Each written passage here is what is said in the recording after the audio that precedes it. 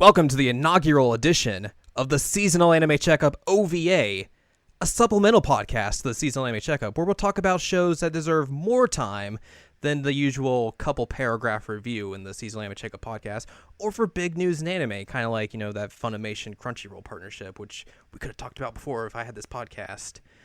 And today, we're going to talk about a show that was big enough that I think would not have fit in the mainline podcast, especially when after each episode I was having lengthy conversations with our guest today, which we'll get to here in a short bit.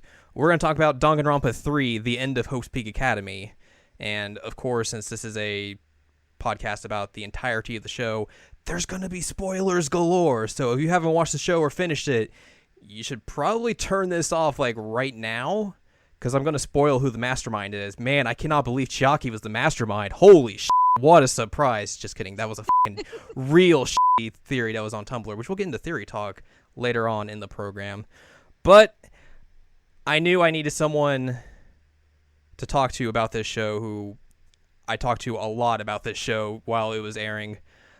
She is a PhD candidate who studies the history of video games and culture. She's a friend of the site who you've heard on the past 2 episodes of the Seasonal Anime Checkup. My friend Anne Ladyem, welcome to the program. Hi. How are you doing on this fine afternoon, besides freezing to it might death? be fine where you are, but it's gross here. It's 60 degrees here. Hang on, I can actually check. It's 63 degrees here. That's fantastic. It's 63 degrees here, but it's also raining, so yuck. Just put on your rain boots and you'll be good to go.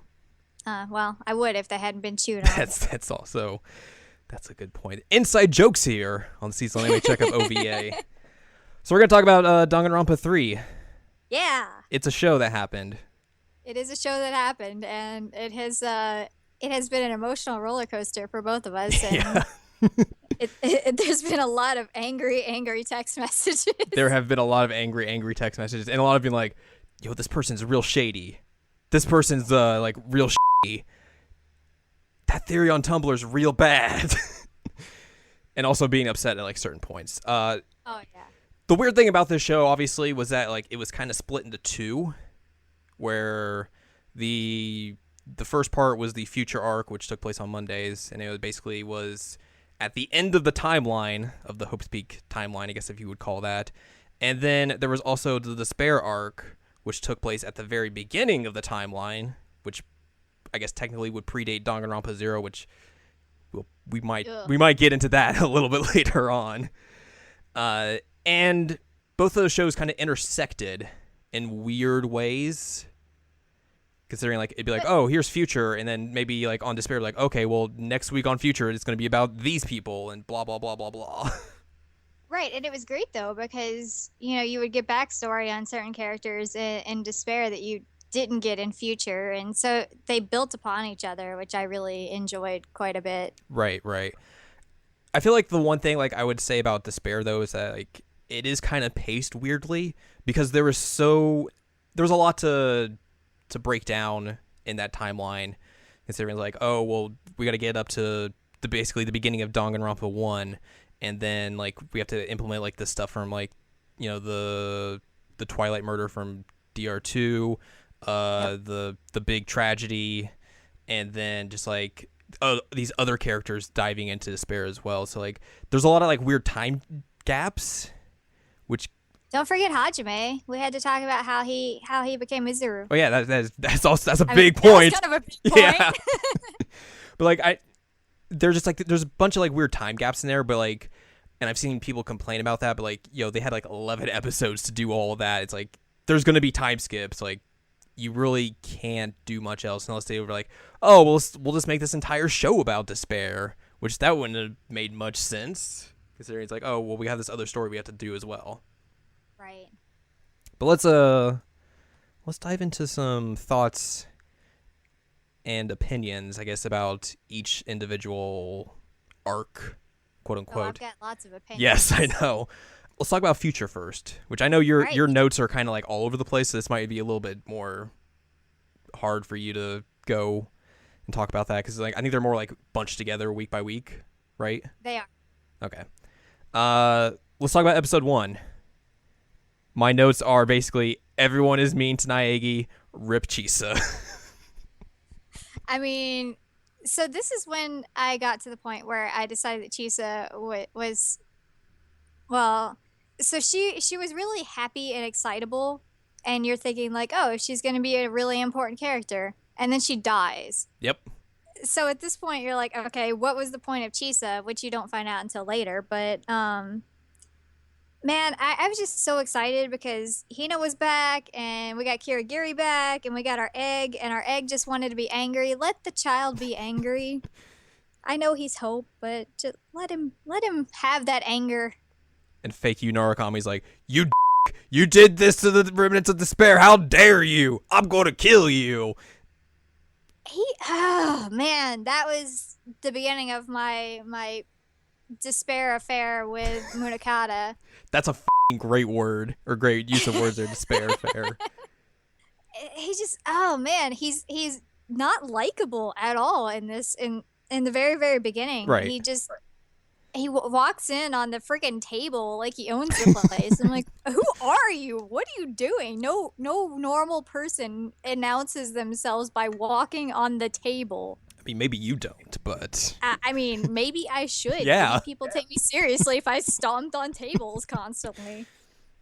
which I mean, obviously, as we get on further through the show, we'll understand kind of like why he's so testy and angry, and He's a grump. yeah, that's a great word for it. He's a grump.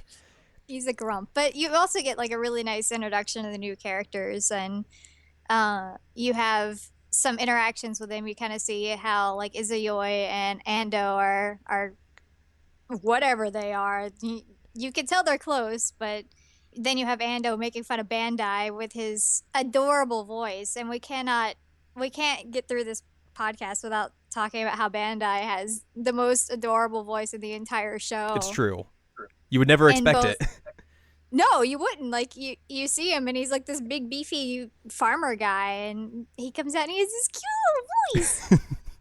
And it's both in the dub and the sub, and I love it, and I'm so stoked that happened. Basically, it's the rest of episode 1 is kind of just like the framing device, like, oh, Future Foundation's real mad at Naegi, and then whoops, Chisa's dead, and then hey, it's Monokuma. Guess what's gonna happen? Shenanigans time. Episode 2. I mean, go ahead. Episode 2. Oh, this is when things start getting real. Yes. I put like killing game starts. It's basically Zero Escape. Juzo is violent. Bandai dies from forbidden action violation. Hina dead. With scare quotes. Can we talk about that? Which part? Because you remember my reaction with Hina. Oh yeah. I legitimately was so upset. I went to bed immediately after, and I went and bought donuts when I woke up in honor of her because you did. I thought they had killed my sweet donut child. And then you posted a picture on Tumblr of like you eating donuts, you're like, in honor of Hina. I did, and I thought it was super cute, but I was real upset because Hina is one of my favorite characters, which is surprising to everybody. Nobody would have expected that, but she's adorable and she's beautiful and she has so much hope in her. And they killed her, except for not really, but that's week 3. Spoilers. Spoiler alert. But yeah, I mean, it was Zero Escape. That's what happened this week.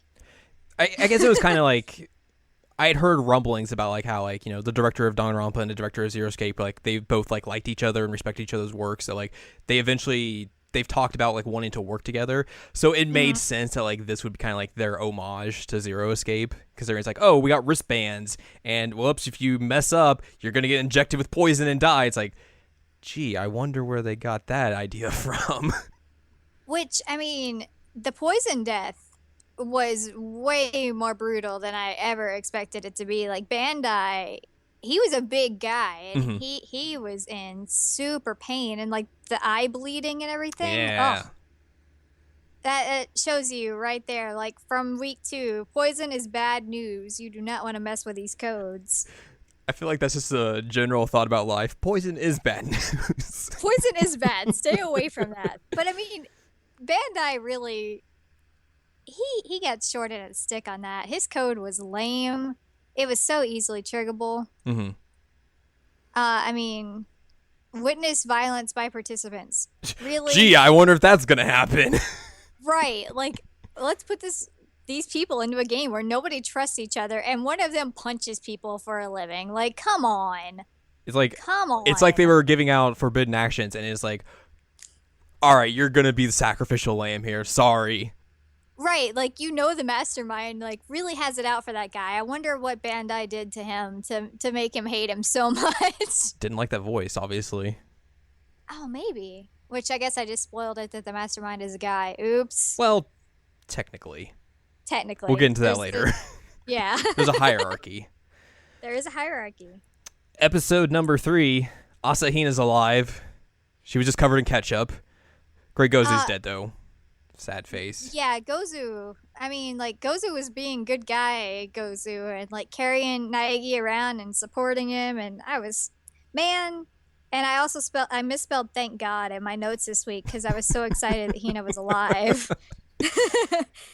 So it's thank God and thank has a G. So, also this week, though, you have to admit this was really, really funny that this is when they're talking about like, oh, only a naive person would talk about what their code is, and then like immediately on broadcast, Naegi's like, "Hi, I'm Pope Naegi. My code is that I can't run in the hallways." Yep. Like, Kirigiri's like looking in the camera like it's The Office. God, that they really should have done something like that. Also on this episode, Hagakuri's outside getting shot at by helicopters. Because he somehow... Also one of my favorite characters. Because he just never got inside and was just like, I'm just stuck out here, guys. Don't worry about me. Well, and they even make jokes throughout the series like, nobody likes Hagakuri, so he's outside. I'm like, oh. Poor dude. Poor guy. It's not his fault. He's older than all of you and kind of is good at fortune telling. Right. He has, 30% chance? Like, he's not really that good at it. How is that his ultimate ability? I mean, if 30% chance is the ultimate fortune teller, I mean, Oof. I don't want to know what the really bad ones are. And then the end of the episode is like Munokata. I have this written down as it's time to duel with Naegi. Time to do the duel. I also have written that this is the part where I started to really like Izayoi. Yeah. Quite a bit. And actually, my specifics are I like Izayoi Sumi. He's cute as with a neat design. Also, his eyeliner is on point the entire time. So, I mean, do you can think hate a he guy does like that, or that? is it Ruruka who does that for him? I mean, he'd probably try to do it with a blade since he's the ultimate blacksmith. So, we're going to assume that his lady friend helps him. This is bad imagery right there. Yeah, my eyes hurt now. Why did I do that? Let's move on to episode 4 in that case. Kirigiri begins her investigation, because of course she does. Ruruka and Seiko fight. Munokata and Tengen fight. And then Gekugahara is revealed to be Monica. My notes this week are Grandpa got impaled. Yeah. So, and don't hurt Egg. I mean, that's just for every episode, essentially. It is. And so here's the thing, is that this week, I know we had a text message conversation about this. The Monica reveal freaked me out at first because I'm like, oh no, what is Monica doing there? For one, she's insane. Yeah. And two, she's got like swastika eyes, which, oh my God. That, yeah. Ooh. Oof. Ugh. I don't remember if she minor had that freak out in this another episode or not, though. No, she had it in this episode too. I just checked. No, I mean like the game. Oh, I don't know. I didn't play that game. Yeah. Remember? I'm just trying to, I'm voicing that out there. Oh, okay. But go ahead with what you're saying. She's horrifying, but also her design though is really cute. So I can't be super upset about that. But I remember that I freaked out initially, but then you talked me down. You're like, they're not going to reveal themselves that quickly. Yeah, exactly. And I realized that you were right. So, I mean, that was really the big thing that happened that week, other than Grandpa totally getting... Okay, can we talk about the fact that Tengen is, like, a freaking badass? Yeah. Like, he's, like, probably 70 years old and just kicking the crap out of Munakata this episode, and it's great. Because at this point, you're just like, man, Munakata, you're a person. Like, yeah, old guy, beat this guy up. And then it's like, oh, Right, man. you're so excited. You're rooting for this old man to just beat the crap out of this kid. Yeah. And also, that's the episode that he reveals he's got the gun on his wrist, right? Or is that the episode before? It's one it of them. doesn't matter. Anyway, he's got a cool wrist gun that he can use. And anyway, this is the week that we realize that Tengen is like really, really cool, and maybe we shouldn't underestimate him. Yeah, then he gets impaled in the same episode. You're like, oh, well, okay then. You just look at him and you're like, man, this guy is just like some old dude who's unassuming. It's like, no, just kidding.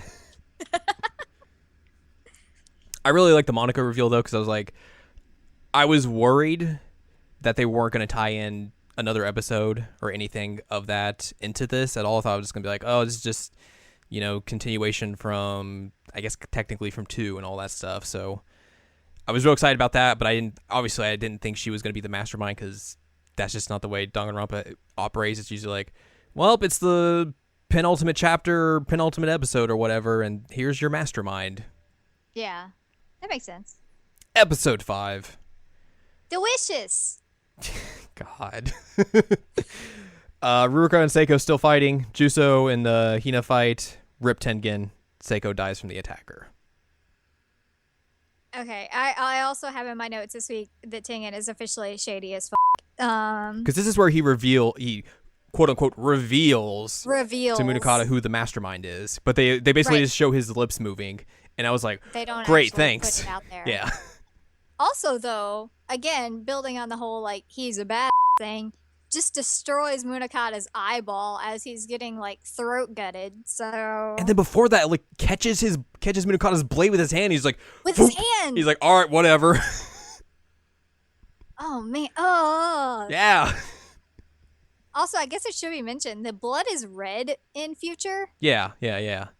And so everything is kind of brutal when it happens. A lot more gorier than I guess like what you'd see in any of the games or anything. Because like the pink blood, I guess was like the rumor was that it was like to get like some sort of censorship or something like that to get around all that stuff. But like this one's like, nah, dog, we're just gonna do like real blood, and it's gonna be real gross and gory. And it splurts everywhere. Like every single minor injury is just like. Yeah.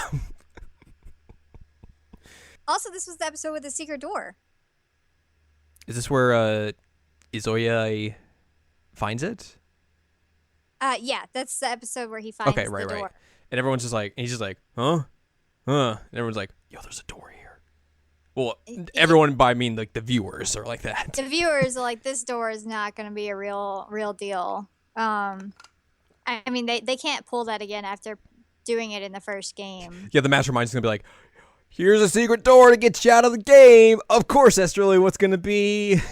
No. But we don't find out what it is until way, way later. I think a few episodes later. Well, just go with me. Sorry. So yeah, like we get 2 deaths in this episode, which. Oh, I didn't even mention that. I forgot who died in this week. Old man and Seiko. Oh, Seiko, yeah. Which. Oh, so I guess this was one of the I mean, in the companion episode with Despair, like it builds up the relationship between the 3, which again you have to watch them in tandem to understand it. But you have the whole like fights between Seiko and Ruruka, and you have Seiko's really lame code of that like nobody can step on her shadow. Yeah. Which seems kind of unfair, except for the fact that like most of the building is dark, which. That's another thing, is that the color differences between Future and Despair as a whole crazy shenanigans. Like everything's dark in Future, like really dark. So you wouldn't think that the shadow would be a big deal until there's a ton of lights and you're like, oh, okay, that's unfair. And that even kind of goes into like the character design, because like some of them are just like complete different. Like Chisa specifically is like, she looks like she's been taking, like she did meth in between the time she did Despair and got to Future. Yeah, she doesn't even look like the same person. And Juzo's got like green hair in Despair and his hair is brown in Future. So, I mean, Colors. Colors are a big proponent in both of those. I guess maybe it shows the fall into despair, that everything becomes dark in the future. Yeah. See, That's a good way to look at it. I'm saving you guys. Yeah. Right? I'm making it super with the symbolism, and I'm helping you guys build up your reasonings on the colors. So you're welcome, creators. Let's get to episode 6. This is the first real holy shit, it's about to pop off episode, I think. So Munakata, I guess at the end of the last episode, he injects himself with that whatever the hell that was. Did we ever really find out what that was? Nope. He injects. I'm assuming it was to help with his eye. Or something. Like, he injects himself with something. He becomes a lot more darker and despair looking. Gets an eye patch. Yeah. He goes to Chisa's body, stabs it, leaves a sword, but then gains like a fire sword afterwards. Egg has a bad dream about Kirigiri dying. Kirigiri's still investigating. She finds Izoya dead. And then debut after debut after debut happens. We get the debut of face, Byakuya Togami, Toko and Komaro debut, and then motherfucking Hajime Hinata is standing on like a pier looking at boats, being like, this is boring. With a red eye. Yes.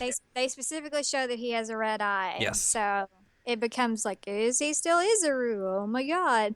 And this episode, man, I was bummed because Yoi was adorable, and I've already mentioned this. Mm-hmm. And I mean, he had the cool coat, and he had the weaponry, he had the eyeliner, and just dead. And we had text message conversations about this, I remember, because we were trying to figure out how he died, and I had to go through and zoom in multiple times to see that he had something purple under his eye. So and they make it look like he died from the attacker, but that's obviously not the case. And he also wasn't strung up, because that was one of the big things, is that they were all like suspended somehow. Right. And he was not. He was just on the ground. He's like, I got a knife in me. Ow. Ow. I'm dead. And Kiri has her detective skills when she's checking, and that's when she sees the makeup, right? Yes.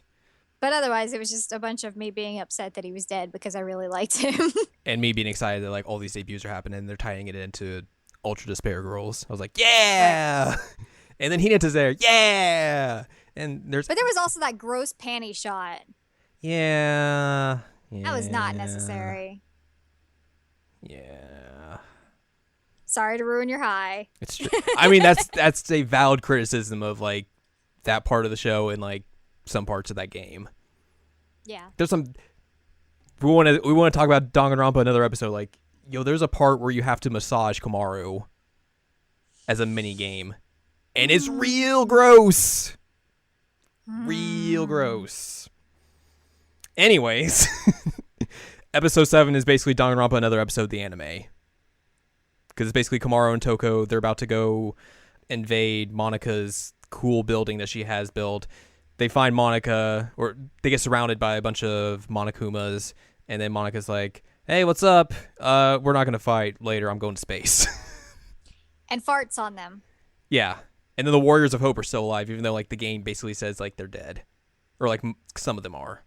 Like the first two, or like one or two of them, it seems like they're dead, and like the other two kind of escape from there, but that's cool that they're alive. I don't know. They're going to do something, I guess. They hung out with Monika too much. This was the episode where we get the reveal that someone will die because of Naegi as well. Yes. So that was a big, big point. Because Komaru is able to contact Naegi through Robo Gekukuhara, and he's like, what are you doing here? And he's like, what do you mean someone's going to die from me? Like, that's never happened. What? What? I like that episode, though, because I like DRA, but that was really the only point to that episode is like, here's where all these people are doing. All right, well, we won't go back to them until, like, the finale. Pretty much. And I wasn't really invested in that episode because that was the one game I had just read the wiki on instead of actually playing. You probably did the right thing there. Episode number 8. Kizukura violates his forbidden action saving Kirigiri. Ruruka tries to brainwash Juzo. Doesn't work. Here comes Togami.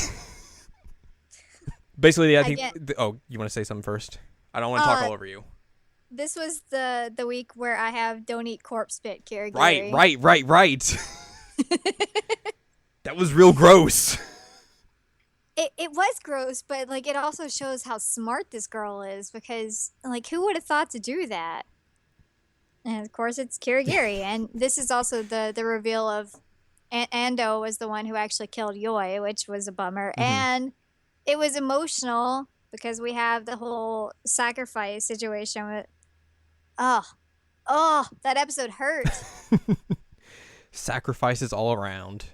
But then like Juzo, holy crap, that guy is a powerhouse. Yeah. Like he gets impaled by a spear and has a book thrown at him, which was kind of funny. And he gets brainwashed candy and then he's like, nope, never mind. This isn't gonna Whatevs. happen. I also love how this episode ends because from this point and like from the beginning to this point you have Juzo who is just like Munakata, that's it. The only thing I care about is Munakata, what he wants, what he needs. And then like he finds the supposedly exit door and he's like, screw this, I'm out. Let's go. I'm like, well, okay, there goes his mission. Do they reveal like what's behind that door in this episode, or is that next episode? That was not this episode. Okay. This episode is just him trying to open the door, and Ando is pulling on him because her code is that she cannot have anybody leave the playing field, which is why she killed her boyfriend. And technically, it wouldn't have mattered anyways because as we get into the next episode, spoilers, we're underwater. We're underwater. Whoops. Munakata grabs everyone's forbidden action from the robot. DR1 cast reunion? Yep. Munakata stabs Juzo because he's like, I'm so full of despair. Gosh. You know why. Yeah. Ruruka dies from the attacker in a very violent way. Yeah. Oh man, she had like fabric under her fingernails, and she had like pieces of her missing. Her eyes were all red. I mean, she had candy everywhere. She was destroyed. It was the most brutal attacker death we'd seen up to this point. And we'll get into like how that kind of contradicts like what happens a revelation later on. Ugh. And then this is the episode that really bummed me out.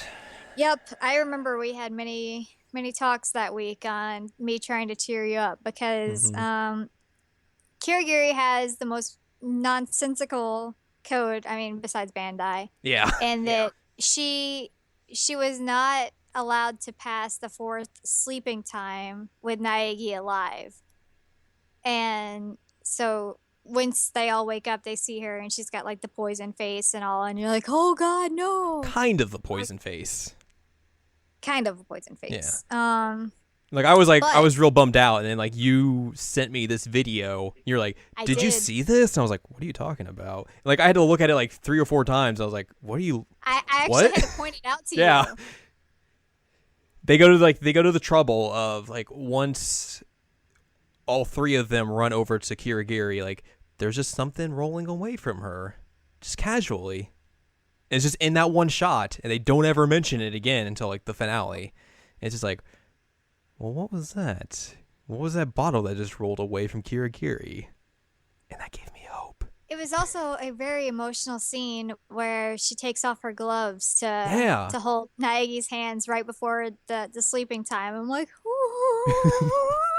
but then like immediately after that, like that's it. She's done. Like you can't have emotional scenes like that in this series and survive.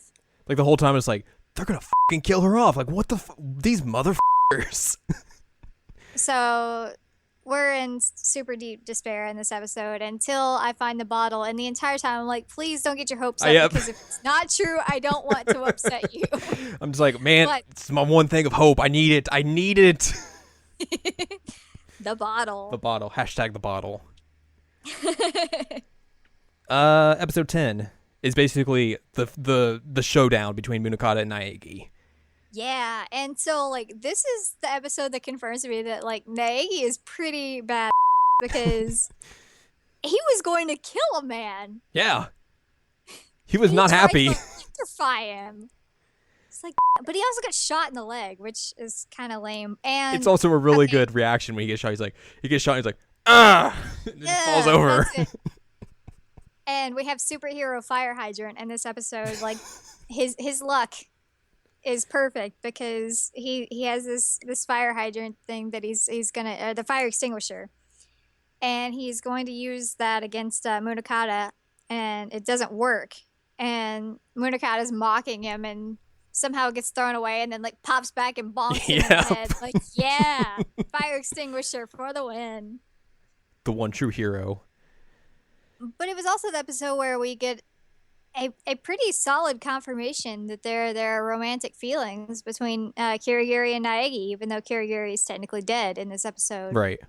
And you get the whole like real sob scene of him saying that, you know, even if she were despair, even if like this was the situation, he's glad that he met her. I'm like, oh. Which is kind of like the opposite of Munakata at that point, considering like we'll get into that. I guess maybe like, the reveal is like next episode or something, but like Chisa has definitely been despaired. Like, yeah, for Chisa, sure. Also, Naegi is friggin' smart. Like, I know that I mentioned that he was going to kill a man, but also he realized that Munakata's code was that he couldn't open doors. Yeah. And so he used that against him. He's like, yeah, you're not going to kill me because you can't get out of here. Yeah. I'm like, dang, kid. That's awesome. Good job. I was proud of him. They don't call him the ultimate hope for nothing. I know. I just said I wanted to pat him on his little head, but he's taller than me, and that just makes me feel despair. And you would poke your hand on his ahoge. I would. Also, the very end of this episode is when you see the ship leaving Jabberwock. Yes. Who is on the ship? Did everybody make it on the ship? Where's the ship Question going? marks. Question marks. And then also Hina's like, I know who the mastermind is. Kirigiri figured it out. I know now. Man, I love Hina. And that's basically, that leads into the next episode where... Okay. Which really the master... I guess it's not technically the mastermind. It's like they... Well, technically it is, but it's basically like, oh, everyone just committed suicide. There was no attacker. Which is still a real way to do that, because like, how the did Ruruka split herself apart like that? Right. And I mean, like, I understand what they were going for, and that the whole idea is that they use your demons against you to make you commit suicide. And they were trying to demonstrate, like, Ruruka has some real bad demons from what happened. But I mean, holy crap, that's intense. And so I was a little bummed out about the whole suicide thing. I was still fully on board. I have in my notes that I was still fully on board with the fact that Chisa was mastermind at this point. Right. Because since they were using videos, I'm like, somebody can't participate in this game. So they're either already dead or they're in the game. And like, because of my knowledge of Chisa, knowing that she was despair, like that was still what I was holding on to. Chisa was the mastermind. Yeah. But also we got the 78 class flashbacks in Naegi's suicide video. Yes, that's true. Man, that was brutal. Yeah. Seeing Mondo as butter with his jacket on it. And baseball, what's his name? Leon, thank you. 11037. Yes. He was beat to hell. I mean, it was hard to watch that. He took quite a few baseballs to the face. I know. Well, not just the face. I mean, he took it all over. But wasn't Celeste like on fire as well? Yeah, Celeste was on fire. Everybody was bleeding. I mean, it was intense. Yeah. Also, Juzo is somehow alive after getting skewered by Munakata. This is Juzo's redemption hour. It is. It's his redemption hour. He cut off his arm so he could survive the sleeping time and saved Naegi and basically said, you're not allowed to commit suicide because I'm going to kill you. Yeah. But man, what a beautiful brute of a man. He saved the day at that point, sort of. We'll get into that. So he was alive somehow and bleeding everywhere. Yeah. But he turns off the power in the room. And everyone's wrist thing goes off. Right, the wristband goes off, the TVs go off, and he's only worried about Munakata living. That's all he cared about. And so it was a real sad scene because you have him dead and holding on to the power switch, and Munakata gets there too late, and it was rough. But also you got the Tengen text. Yeah, because everyone thinks like, after the power's out, like, hey, we're done, we can leave now. And then it's like, and then Ryota gets a text message from Tengen and is like, oh no. And basically everyone's like, oh man, Tengen's the mastermind now. This proves it. And it's like, I mean, maybe he is. Is he? Ooh. That leads us to the finale. Tiered masterminds Of future. So we have the tiered mastermind of, we got Junko. Even though she's dead, she basically still is mastermind of all of this, considering it's like, she led everyone into this. Chisa brings everything, like the materials, the videos, to Tengen, who then falls into despair, and then he uses Ryota in a weird way to try and brainwash everyone into watching this Hope video, which never really happens until the very, very end. It should also be mentioned that Madurai was not supposed to be in the game. Yes. In the first place. Yes. He was not supposed to be there. That was not part of Tengen's plan. And then he shows up and Tengen's like, what are you doing here? But also we have the point where, so Juzo is pretty much like, he messes up everything. Literally everything he touches is a screw up. And so while he ended the game, he also made it so that Madurai could show his Hope video, because his bracelet code was that he could not use his abilities. And so then it becomes this weird Hope showdown. As it usually always does. And I actually have in my notes, you are Hope Junko, because he has it in his brain that he could just brainwash people into hope, where she was trying to brainwash people into despair. So, like, it's the exact opposite. You don't brainwash people. And Naege the entire time is like, how many times do I have to tell you people that you can't just f***ing create hope like that? That poor child. Like, come on. I'm tiny here. We find out that Togami and Hagakure survived the explosion, which was great. Togami coming in with like his own dudes to like fight the Future Foundation strike team or whatever it was. Saving Naegi. Yeah. Hina gets shot. Which it was in the lake, kind of like how Naegi got shot. So it was like, everyone was like, oh no, she's going to die. And it's like, yo, like, she would have to bleed out for like a couple days in order to die from that kind of wound. And then I saw the ending of this before you did. So I was like, oh, I know Jared's going to love this, but...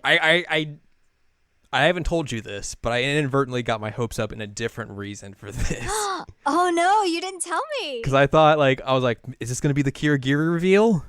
Oh no, I'm sorry. It wasn't. It wasn't. But I was happy either way. I was like, oh, that's motherfucking Hajime Hinata. I know that pointy hair. With a bunch of dead guards. Dead? They could be knocked out. Okay, they could be knocked out, but I mean, he's been reformed. Okay, I'll give you that. But either way, he's gonna wreck some stuff. That leads to hope, which we'll get to here in a little bit. Let's talk about despair though, because despair kind of has some stuff. Yeah. That's how you describe it. Yeah, that's one way to put it. So this is when I realized that Chisa was shady. Yeah. Because it opens despair with her watching basically Future, and she's like, oh, I died. And then like, okay, you're narrating. This is a problem. When you're narrating, there's something shady about you. Which actually they tie that back into Future, the last episode of Future, right? Because she's back in that theater and then she's watching of Junko. Right, and they basically do like a weird recap. But Junko's eating popcorn and Chisa is sitting with her, and so the theater is kind of a weird framing device. But yeah, this is when I'm like, I started to suspect her immediately when she was in that theater. The first few episodes are... Go ahead. We have Chiaki, the actual Chiaki, not AI, which I know a lot of people were upset about, but Nanami is back, and she's beautiful, and I love her, and it made me feel all happy inside. It was kind of weird, especially because they're like, Danganronpa is a very f***ed up and sad franchise, And like the first few episodes of Despair, considering the word despair is used in the title of like these episodes, it's like everything's all happy and nice, and what the is going on? This isn't right. It was colorful. Yeah. And oh man, they had that great Jurassic Park joke with Nico. He was in the bathroom and the water pail starts rippling. And they're like, Jurassic Park! And it's just him taking a massive deuce.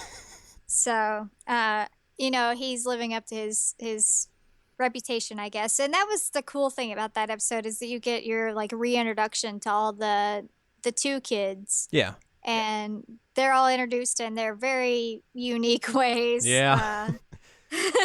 And you get the cute little wave from Chiaki to Hajime at the end when she's sitting there playing her game and over Chisa's shoulder and she's waving by. Like, whoa. I love you guys. Which this is basically the closest we'll get to ever a DR2 anime.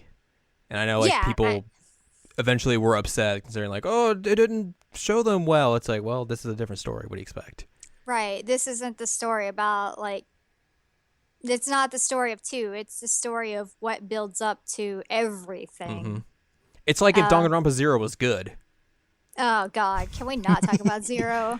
0 makes me so angry. So we both read that. I mean, you started reading it, and then I read it because we thought, like, oh, they're going to probably incorporate some of this into Despair, right? Which they... Right, I felt like it was important. They kind of do. It's like, here's a cameo shot of, like, 2 of the characters from that show. That's it. It's such a poorly written novel. I mean, I understand that the style of novel that it is, like, it's gonna be choppy and weird, but it's super creepy. Yeah. And I don't think I will ever get over the fact that they talk about Home Alone and Macaulay Culkin, and Macaulay Culkin is Culkin-kun throughout the entire book. I do kind of wonder though, like, just to kind of play devil's advocate, like, how much of the bad writing is just like a translation issue of like I also wonder of people just like that's basically a fan translation. So, but at the same time, like, there's a lot of that's real badly written. And I wonder as well, since we kind of got spoiled on the reveal of the main character in that story in Despair, if that also kind of took away a big impact of that story as well. But it doesn't make up for like the bad writing or anything. No, it was garbage, and it doesn't make up for the fact that it was just horrifically creepy. I mean, it was gross, and I mean, ugh. Which there are gross stuff in like the games as well, but like I feel like that took it to a different level. Yeah. I mean, like the Despair opening has Akane's panties just out there. That's a bummer. I'm like, why are we doing this? Yeah. Actually, speaking of creepy, week 2 in Despair had that whole like aphrodisiac soup. I forgot about that. Oh, I'm going to remind you right now of the aphrodisiac soup scene. Swoon. Swoon. But we also got that great double dragon. Yeah. Yeah. My episode notes for this is literally just Chiaki plays games with everyone, which is kind of true because they put like fake Smash Brothers and like fake Fortune Street or something like that. And then she talks about the Mario Kart. Yeah, and then she talks about Double Dragon 2, which, hey, if you guys have never played Double Dragon 2 is the rawest, realest opening to a video game ever created, past, present, future. You literally see like the whole thing of we're gonna get Double Dragon spoilers here. Double Dragon 1 is you like getting your kidnapped girlfriend back. The opening of Double Dragon 2 is literally the villains shooting your girlfriend in front of you. Yep. The rawest ever in video games. I don't think you can call yourself a gamer unless you play Double Dragon 2. I'll just put that out there. I mean, if you have PS4, it's up on Arcade Archive, so you can go get it that way. And it's cheap. We also got the whole beautiful scene of Taylor Swift too. Oh God! When he gets kicked. I actually kept that on my phone for quite a while, just so if I was feeling bummed out, Taylor Swift too. That's real good. But this is when Chiaki realizes that she can make friends through video games. Yeah. Which she then later uses with Hajime, which is kind of cool. But yeah, that aphrodisiac could have just gone away. That was ugh. And then this is basically the end of all the happy episodes. Yep, the end. Because the next episode is famous from DR2. Twilight Syndrome murder case. Yep. I literally have Twilight Syndrome murder. Oh no, things are bad. And then Hinata agrees to the Kamakura plan. This is where I have Rutro Izuru time. But you also, our protagonists in both of these series, Future and Despair, they keep getting hurt. Stop hurting our beautiful child. Like, because Hajime gets the crap beat out of him by Juzo in this episode. Which there's a great dub line after that. Such a good one. Where like Chisa finds him and he's like, "What happened to the guy you beat up?" He's like, Which one? Like, gee, thanks, Juzo. Oh man, but I mean, this was essentially just like a recap of Twilight Syndrome murder case in case people missed it from 2, and in like a different perspective as well. It is, yeah. So it was nice, but at the same time, you're like, well, okay, all the happiness is over because people are starting to get murdered. Which leads to the next episode. Ugh! Which I literally just have as Komaeda tries to blow up the school. Mine is Komaeda is the worst. Both acceptable answers. Yoi was always cute. I have that. I have Delicious again. God. I have Ando, you have problems. Yeah. Yeah. And so my issue with this episode is that Komaeda, he ruined lives. He ruined at least Yoi, Ando, and Seiko's lives. He got them expelled. Yeah. He got Chisa put into basically fired, demoted, whatever you want to say, from her class. And they're like, well, he has a lot of hope. That's a good talent. We're just gonna suspend him for now. His really? talent's not even hope though. It's just luck. Yeah. Oh, sorry, luck, not hope. He likes hope a lot. He's got a for hope. He does. He's this child. I have issues with him. But there was a giant cute puppy in this episode, and also Gundam befriends giant cute puppy, and you can't really go wrong with that. You can't. But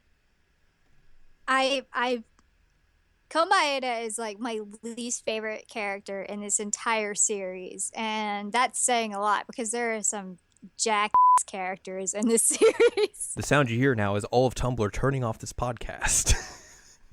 Sorry. Oops. Yeah. I just ruined everything. Episode 5. Kind of like Komaeda does. He Jokes. Oh god, this is the introduction of Junko and Mukuro. Oh god, Yeah. They made me so uncomfortable in this episode. Like, we were talking about how Zero was uncomfortable and gross. Like, Yeah. their relationship was ugh.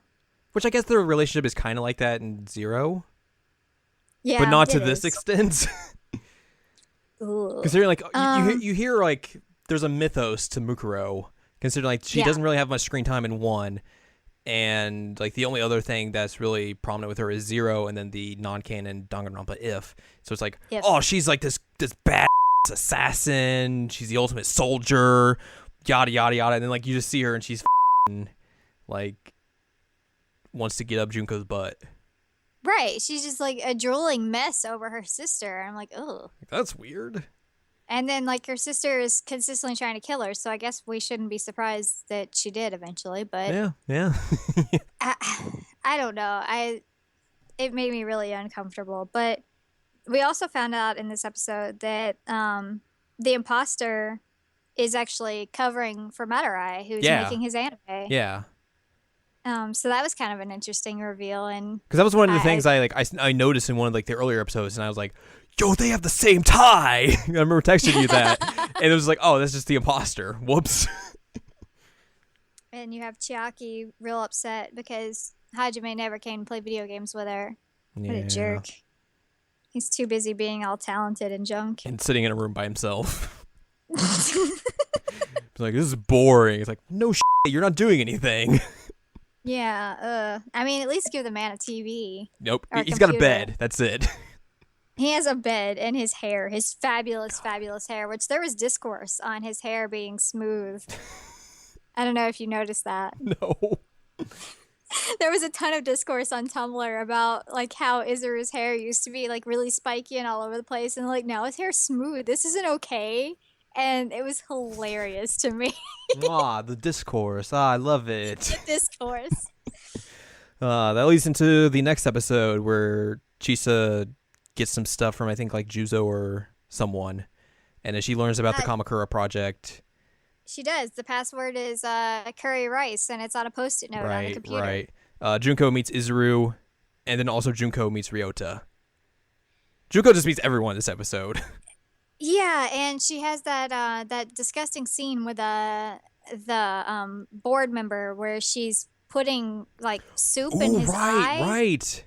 And then she takes his eye and puts it with her food. And I have a note of No. Don't keep that with your food. No.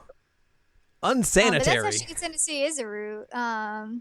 So she fangirls pretty hard over him. Yes, queen. He beats the crap out of her, which, you know, thank God somebody needed to beat the crap out of her, but he didn't do it well enough because she survives. Yeah, he's just kind of like, I'm just gonna mess with you, whatever. Get out of here. I don't care. Yeah. And Junko's like, despair, blah blah blah. He's like, despair. That's real dumb. Yeah. All right, Junko. Time to knock you out because you're talking way too much. And then Junko meets the anime lover, and she's like, I could use this boy. The anime boy. Good Lord. And then episode 7's the big episode, the tragedy. The big episode. This was the tragedy that we finally saw animated, which the cute bunny girl, I loved her, and then she died. They all die. They all died, and it was hard to watch. We both talked about this, like even with the pink blood, which thank God they had the pink blood. Some of those just murders were just gruesome. Like the couple, they were gonna shoot themselves, and then they get skewered, and then he's just like banging the shovel into her, and she's saying how much it hurts. Like, oh my God, it is the worst. It was, but also I know that the two of us had big discussions because one of the big plot points in Zero is that somebody survives that event. The student council president. Which one? The student council president. There you go. And then is later murdered to protect Junko. Yes. And we're like, he couldn't have survived it because his dang head is off his body. Yeah, he kind of gets chainsawed. So I don't know if that was a retcon or if it was a mistake, or, you know, I saw people on Tumblr saying that, you know, he just got a head wound and he was fine. Yeah, that's just a head wound. I mean, if you want to call that a head wound, like his head is detached from his body. That's a pretty intense head wound. It was a hard episode to watch, though. I actually rewatched the dub, and I had to kind of skip through parts of that because I didn't really want to see it again. Understandable. But man, the bunny girl, I love her, and I'm sad she's dead. Rip in peace. Rip in peace. Or in her case, maybe pieces. Yeah. And then also, like, the reserve course gets notified of all this. They're real mad. And then also, And also Chiaki's sad about Hinata still. And Junko actually pins all the blame on Izuru, which we see in this episode was not actually the case. He's just, like, there. He's like, he's just there. I'm just watching. Oh, this is weird. Whatever, guys. I guess he kind of sort of leads to the death of the last guy, but it's all the other guy's fault, clearly. Don't be handling a chainsaw if you do not know how to operate one. Right, don't run around with chainsaws. That's a bad idea. Next episode, hits the fan a lot. Sumiki. Oh, what? You wanted to say something? Again, Komaeda. Yes. Go ahead. Ugh. Sumiki turns to despair. Komaeda has a gun. And then Chiaki meets Izuru and Junko. Yeah, so how does Komaeda know everything? That was the thing that bothered me about this, is that he came in and he knows who Mukuro is. He knows how to, like, get her out of the picture. He knows where the statue is. Like, he knows too much, and it's never explained. He looked into all the information. I guess so. And, he's got a gun. And he has a butt.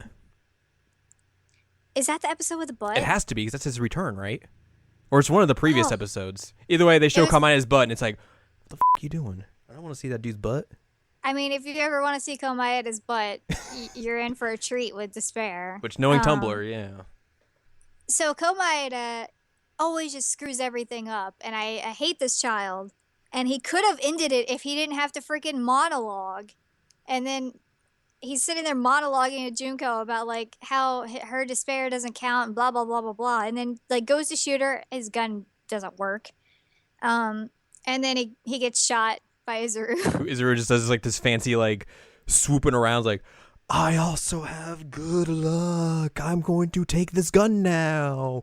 And for some reason it's beautiful. Like it's all colored so just like pastel, and you're like, what is happening right now? But it's gorgeous, and it's so swoopy, and his hair is all pretty, and then bang. And then he gets shot. And you're like, oh well, Komaeda, good thing you had your handbook there.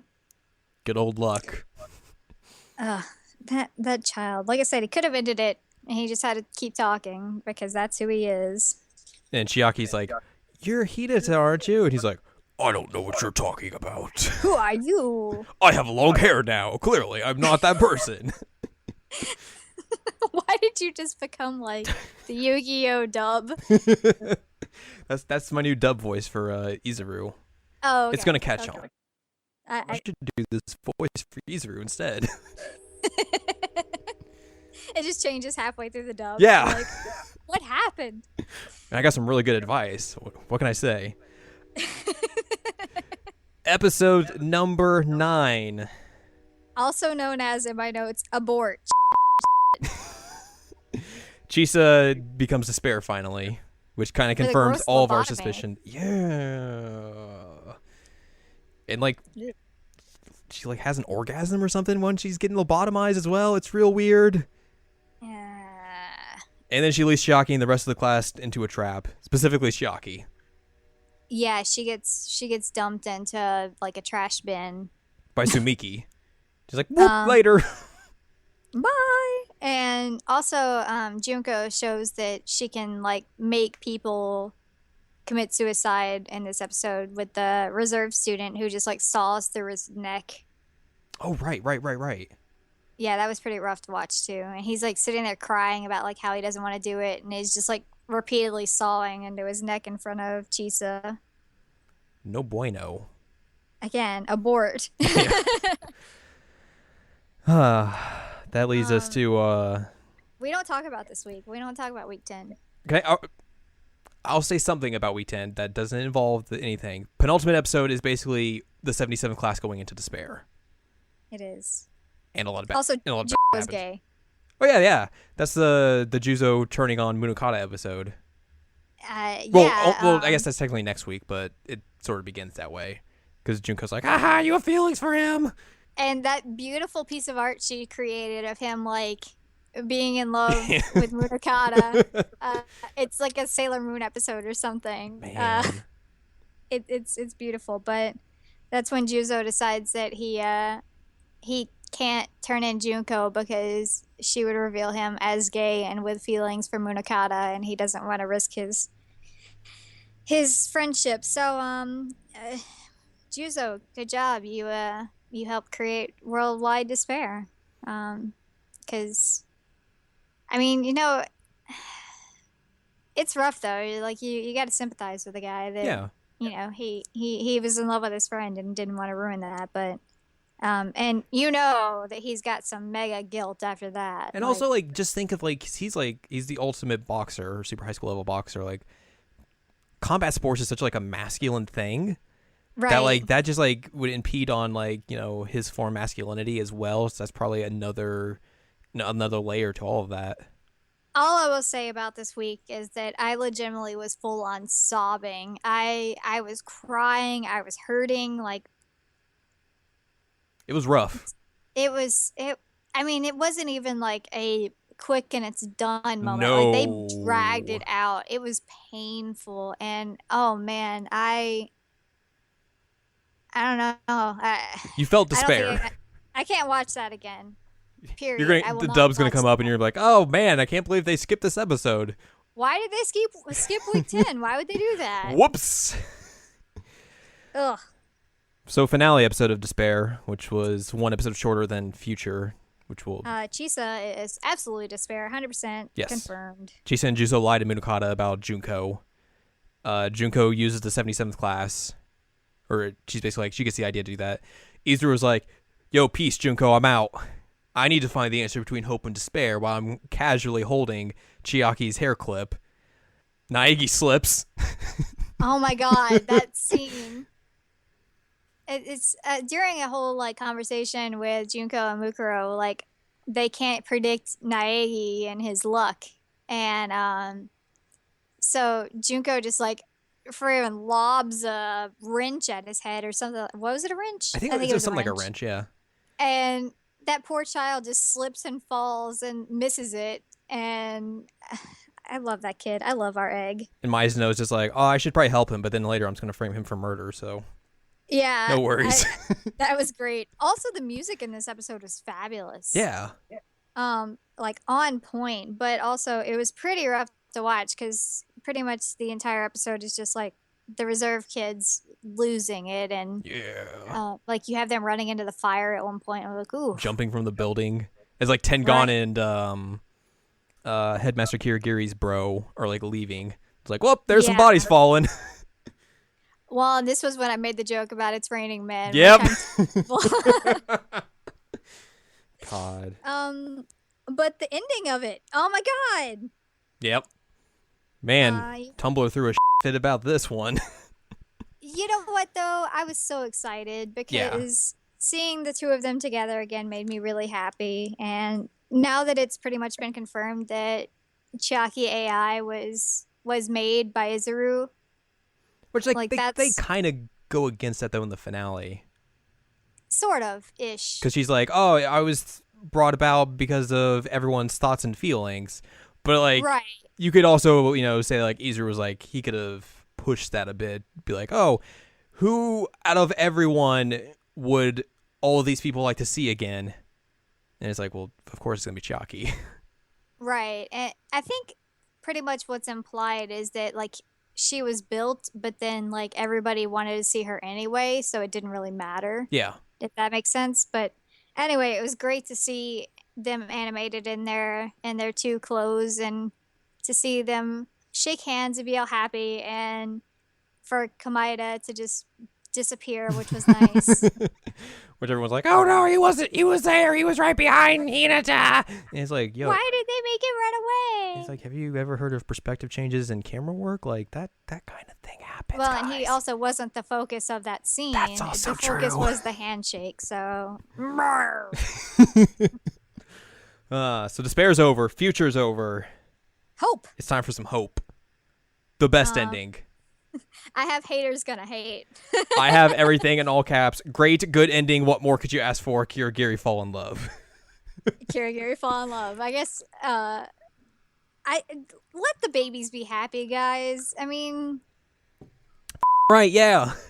They've been through so much, and just let them be happy. And so I really liked how Hope ended because it was a happy ending. It was a good ending, and it was a really great wrap-up, honestly. Yeah. It's supposed to be the end of the Hope's Peak arc, and this was a very solid ending. Considering all they had to do with Future and Despair, like, I know we were kind of getting worried as, like, the episodes were winding down of, like, are they going to be able to wrap this up, like, in time or, like, even in, like, a good manner? And, like, I feel like that Hope episode just nailed it constantly. I agree. And, I mean, the intros for all the two kids were just amazing. Mm-hmm. We had these great scenes with them coming in to save the day, and oh man, I was cheering. I was so excited. Gundam had so many hamsters. I mean, how can you hate that? How can you hate that? It was great. And it was such a surprise too that like all of the DR2 cast is there. Considering like I guess like it is Junko who says, like, oh, if you decide to go through your rehabilitation, like, all of those people will be dead. or like in a coma or something. So, which maybe that still is true, but like Izuru, he has all the talents, like he could revive people. Right. And I think that's what's implied is that because they had somebody there with the ultimate talent, which I guess we should mention at this point, that Hajime is Hajime, but he still has all of Izuru in him. So now he has And dual eyes. Yeah, he's got one red eye and one green eye, going back to the whole scene where they showed the red eye. But, I think they imply that his talents were able to save them. And so they're all happy and well-fed and great. And there's very minor maiming. We have Komaeda with his metal hand where like the entire time he's talking it's just like hope.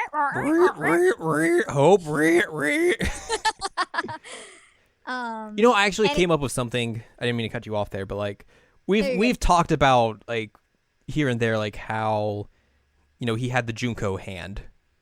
Yeah. And like how it never seemed to like rot off or anything. Ugh. Ultimate luck. Right. Like it just he has luck, so like that hand's never gonna rot off until like he just cuts it off, I guess, to get Robo Arm. Also, I thought this episode was really, really sweet because it shows multiple times that Hajime still has the pen. He still has Chiaki's pen, so that was great, and they took responsibility for everything. I think our big point of this is that Kirigiri is fine. Yeah! I mean, everybody was happy. She smiles! Yeah! Beautiful, beautiful smile. She was, and also Munakata gets a nice coat. He gets a badass coat. What are you talking about? It's great. So Naegi becomes headmaster. They rebuild the school, and there's so many smiles, and Hina's back in her outfit, her regular outfit, and she's so happy and well fed, and I love everybody. I want them to be happy too. So I was glad with this. And also, like you said, they have the ghost Nanami scene. Yeah. Where she's basically saying that everybody wanted to see her again and that they're different people, but that, hope won. Only other thing I have in this is that it was pretty funny when they had Komaeda and Naegi talk. Yeah. He's like, oh man, I love your hope. It's real cool. Your luck is real good. Oh, I'm getting carried away later. He's fangirling so hard. And Akane and Nico are just like, nope, let's go. Yep. They just pick him up and carry him off. They're like, we know what he'll do. We need to get you away from him. Yeah, it was good. And you have the pro tag nods. I wish there was more pro tag interaction. I will admit that, but like that's I do, but that's real good. Mikan, she's my hero. It's almost weird how much like she's the biggest one that changes. Because like she reverts back into her despair form, and which everyone's like, what is wrong with her? And like she was the first one to like really dive headfirst into despair in despair arc. So like to see her actually like be normal and be the one that revives Kirigiri, it's like way to redeem yourself, Sumiki. Yeah, no kidding. What a happy ending. I know. I loved it. I know people are upset because they're like, well, they've never had definitive endings before, and it's such a happy ending. It's like fan fiction. I'm like, I want something happy. After everything that we've all been through, after everything they've been through, let them be happy. I'm sorry you're so bummed out about not being able to be, or being happy. Like, oh man, what a terrible thing. It's like, and like, like, those games have kind of had definitive endings, but then they made sequels from them. Like DR1 is kind of a definitive ending. DR2 kind of less of a definitive ending, but still kind of a definitive ending. Another episode kind of doesn't count because it's in between those two, but that's still a definitive ending. Definitive ending. But I mean, they tell you from the beginning this is the end of Hope's Peak. Right. Academy. Like, you're going to get an ending. They're not going to leave it open-ended because they're not going to continue anything from this. And they tell you that straight up in the title. That's why the new game is called New Danganronpa V3. Like, this is a completely different thing from everything we've done before. Right. Maybe those people will be happy when they get their Komaeda DR2 anime when DR3 or new DR3 comes out. I will avoid that like the plague. I'm shocked that you would say that. I'm sorry. And I guess like as well, like I like the ending that is just like, you know, the DR2 kids are gonna head back to Jabberwock most likely because they just want to get the away from everything. Like they just want to live their life. Right. Let them live. Let them be happy. And also, like we said, Jabberwock's not a bad place to retire. It's a great place. It's got a beach. It's got a theme park. It's got grocery stores. It's got a farm. I mean, it's got like a military base. You can't go wrong. It's got a nice hotel. And I guess like if you have to like if you need resources, like just call up Togami and be like, "Hey, buddy, we need some money. Can you send some stuff or something?" Hey, face, come bring us something. And then like also like I mean you talked about the DR1 kids having like they go back to Hope's Peak and rebuild it, and then Munakata's just like, "Yo, I gotta go do my own thing." I mean, let the guy mourn. He's yeah, had a hard few days. He really like if anyone he needs time like because it's like he figures out like his two best friends lied to him, fell into despair. His love interest was basically quote unquote love interest, and Chisa was entirely despair a huge proponent of that. He and essentially started this thing. Yeah. And you know, he was partially responsible for his best friend's death, and I mean, he let him mourn. He needs let time. Him live. I think it would be like with his cool jacket. Yeah. Really though, like here's the one thing they should do with Munakata: Platinum Games spin-off game with Munakata. I would play that. And so his two hard. swords, be like, ugh, and fire swords. Oh, we didn't even mention that he dual wields katanas at one point. God, it's like at the very end, and then like one of my favorite things from the ending, the ultimate imposter being Munakata. It was so good. Like he just jumps in, he's like. I was like, are you kidding me? Oh, it was good. It was so good. I love Imposter. Especially considering, like, you know nothing about him in DR2. It's like, it's surprising how well they kind of, like, define that dude's character in this. Right. Like, he became very, very likable in Despair Arc. And, you know, you get more of his motivations and you understand him more. And I don't think that's a bad thing. No, of course not. He was really, really cool. It was just, I guess it's just surprising. And plus, you kind of get to see how he looks like, but then even then, it's like, who knows if that's really true? Right. Like, that may just be another disguise, which, can we just talk about, like, that guy is the master of disguise. He's a champion. He just turned into Munakata like it was nothing. And just jumped in with two katanas out of nowhere as well. Right. And, like, at one point, he's just like, well, time to be Tagami again. And yeah. He just, wow, dude, you're talented. You don't get to be ultimate imposter by not being able to do that, I guess. I guess so, yeah. I forgot about that. Let's talk about that hot dub. All right. So I guess I should start off by saying that I'm a big fan of dubs. I know You're the outlier here. Or like I should be crucified for this. I really, really appreciate the work that a lot of English voice actors do, and they've gotten much, much better over the years. Like, you can point to 90s dubs all you want that they suck, but they've gotten a lot better, and they have a lot more talent now. And for the most part, this dub was really good. I think I gave you a percentage yesterday. It was like 92% good. Yeah. On both sides, which that's a pretty high percent.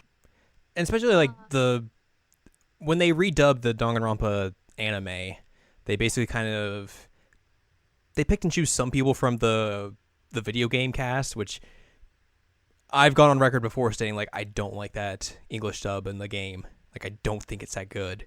And like I think we've disagreed on that, but like when they recast the entire or for everyone for the anime, like it's so much better. Like it's surprisingly so. Like there's more, I guess it feels more like livelier. It's more humor, and like it's not like they're like they stick to like the weird like Japanese pronunciations for names. So it's like everyone calls each other by their last name, which is kind of weird. But like since I'm more used to like, you know, the Japanese dub and everything, it's like, oh, this feels pretty normal and everything. And like just the quality of like the entire of the dub for the anime is like way better than I would have ever gave it credit for until you were like, yo, you should watch this dub.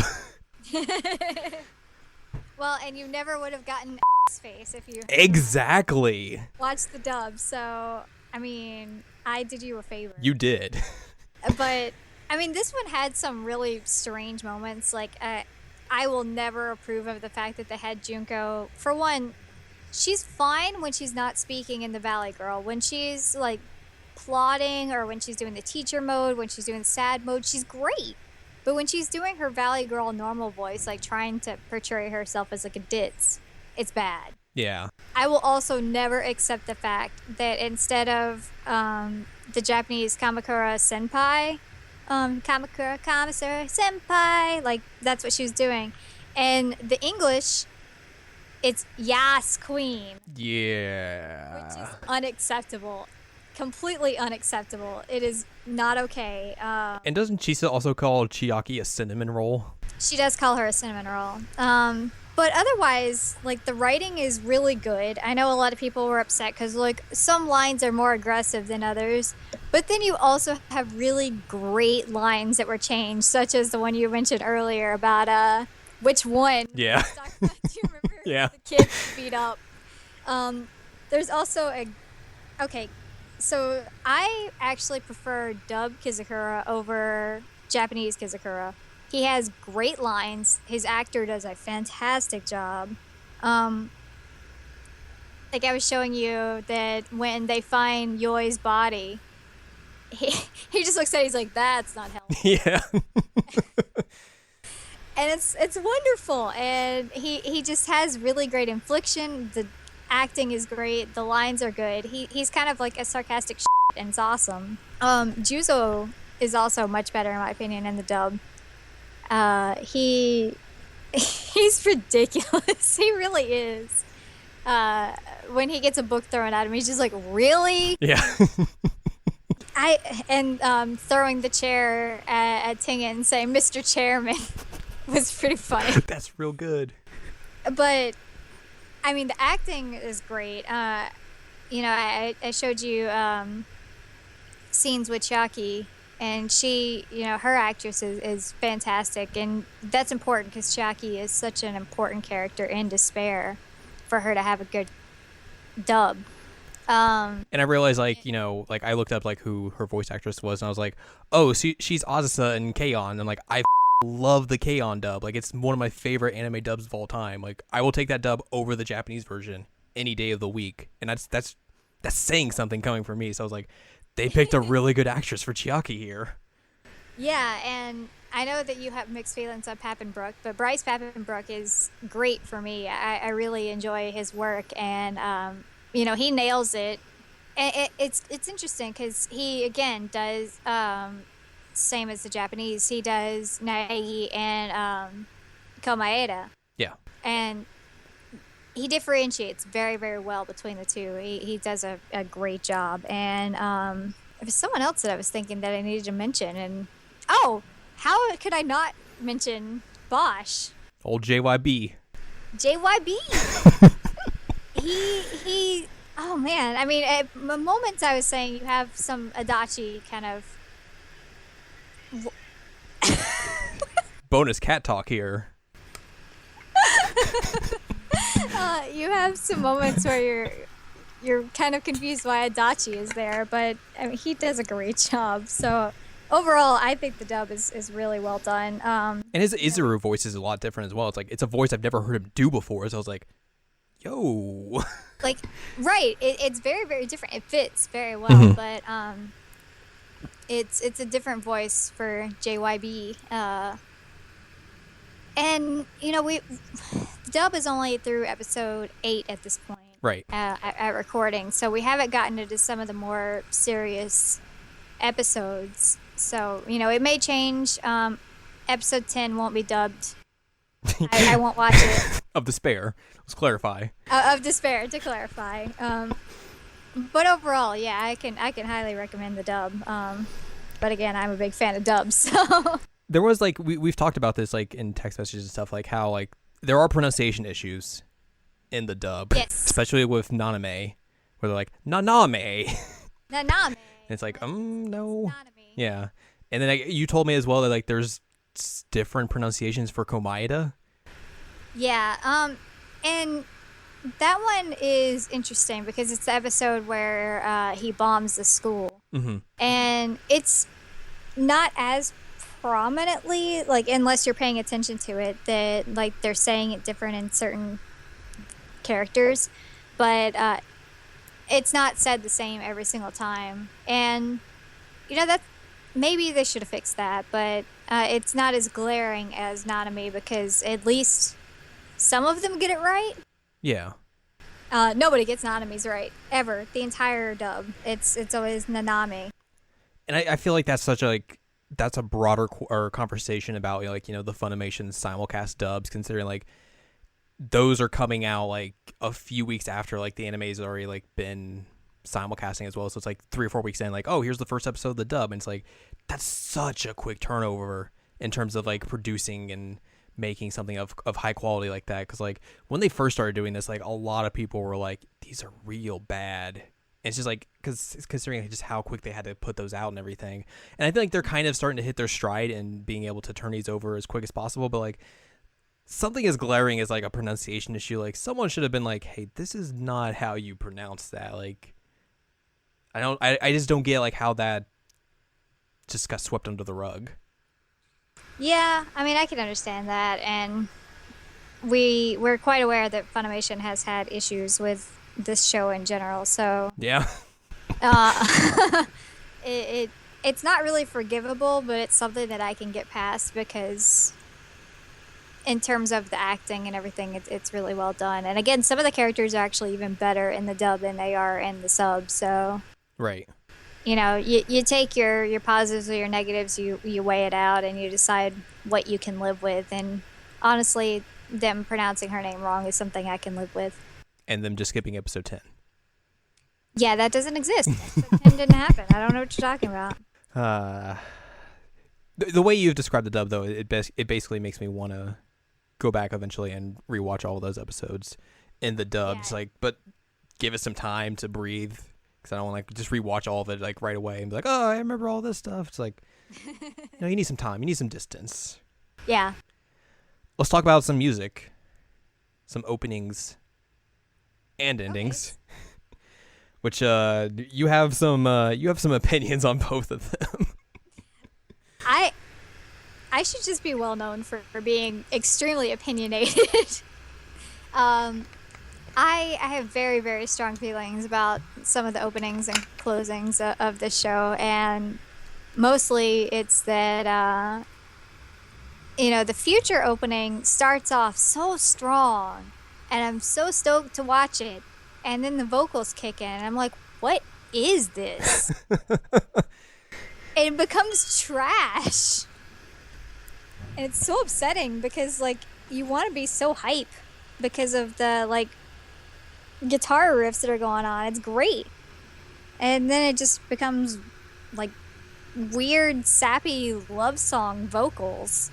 Hey, you got to be, you're real sad about future and despair and all that stuff. And I mean, that's pretty prominent in the future closing song. Like that one's kind of melancholy, and with the visual of Naegi getting like buried in like these flower petals. I like that one. Yeah, yeah. That one's good. It's not the best, but I can live with it. The future opening it can end immediately after like the opening guitar riffs, and I would be completely 100% okay with it. I can't listen to it. I skip it. You were probably real happy when like the last few episodes of the future just like skip the opening entirely. Yeah, I was. I was actually real stoked about that because I didn't have to skip it. And I skipped the despair closing every single time. Oh. Every single time. I watched it the first time because I wanted to see what it was. And then I'm like, oh no. This is Kamaeda singing about love and hope, and I'm like, oh god. I like to think of it because Megumi Ogata has voiced some of my favorite characters. Like, I like to think that Sailor Uranus talking about despair and hope and all that sort of stuff. That's just me personally. Or I mean, you could think it's the egg singing about all that stuff. It's Ken Amada. It's Shinji Ikari. You just think of like all those types of characters. They're all singing. Shinji would be pretty funny. Yeah. I'll give you that. But then we have like the hands down best best. Like, I listened to it on my phone. I've got it downloaded. Thank you, by the way. You're welcome. And the opening for Despair, So good. in terms of the art, the music, everything, it's perfect. I was real sad like yesterday because I was listening to it and I was like, oh man, we're not gonna be able to hear this today. That's a bummer. Yeah, it was such a strong opening because I read through the translation. The translation, the lyrics don't really matter all that much. They don't say a whole lot. Right.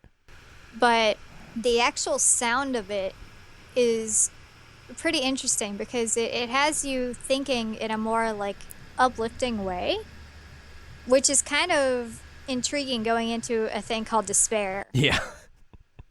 It was a good counterbalance. But also that opening was really cool in terms of animation techniques because it starts off in the fun pastels. Actually, it starts off ending with Chiaki being like blocked out. Like you see her silhouette, but you don't see her. And then as it goes on, you see Chiaki, she materializes. Eventually she starts smiling as the opening goes on. But the opening, I forget which episode it is, but the coloration starts changing and they start getting red eyes. And It's like about halfway through, I think. yeah, you start seeing them fall into this despair, and it's so beautifully done. And oh man, I love that opening. I mean, let's be real though. There's one thing that both of those openings are missing. It's sexy dancing Monokuma.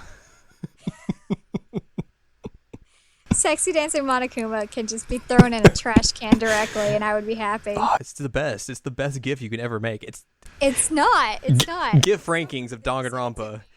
Sexy dancing Monokuma. Junko's eyes going crazy.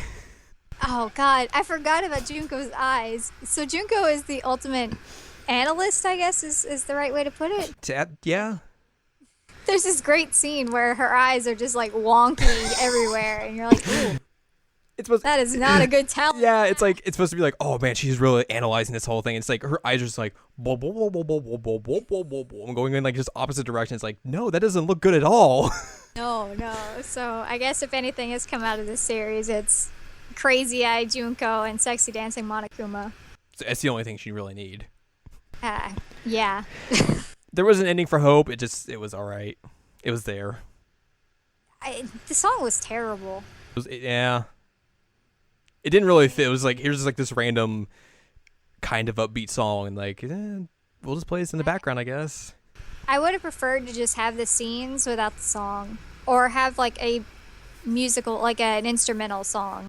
Yeah.